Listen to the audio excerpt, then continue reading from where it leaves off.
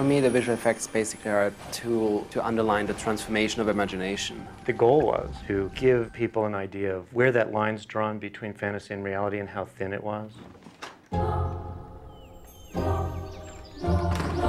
It didn't just suddenly plop into this, this fantasy world and then you came back out again. It's that you slipped back and forth between the two, and how to do that in a seamless way that was filmic and not overly intrusive. I mean, that's what I loved about the pirate sequence, is the way you just sort of slip back and forth between the kids playing and the fantasies. Off to the ship, son! When you see that boat for the first time, it's kind of like it's a puppet theater. It's not necessarily real. And then you get in there and it's pretty real. I mean, the water hitting them and all that stuff, but you keep looking over the horizon, you keep seeing the mechanical waters. There's about 80 visual effects shots, and I think one of my favorite ones is actually, we called it the big shot, and it's a motion control move which flies through the theater and up to the chandelier, and then down and around and into Peter's face.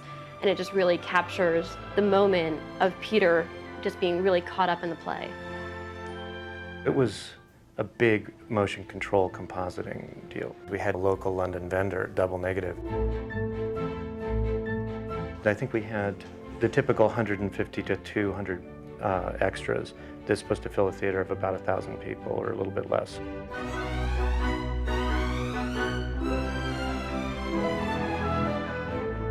There's pieces of them moving them around. I think it was like 5 or 6 pieces for that.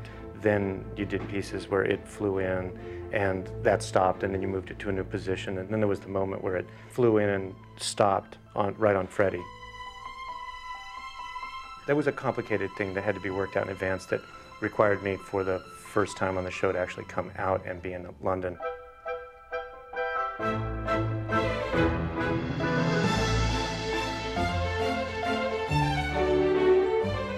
It was important to sort of have both sort of this old style, old Hollywood movie making where everything was built in stages and sets, and then at the same time have this new sort of technology to play with, but have it also used in a very rudimentary and naive, childlike way. Later on in the film, for instance, Neverland itself is all on a stage and it's all real. That is Neverland.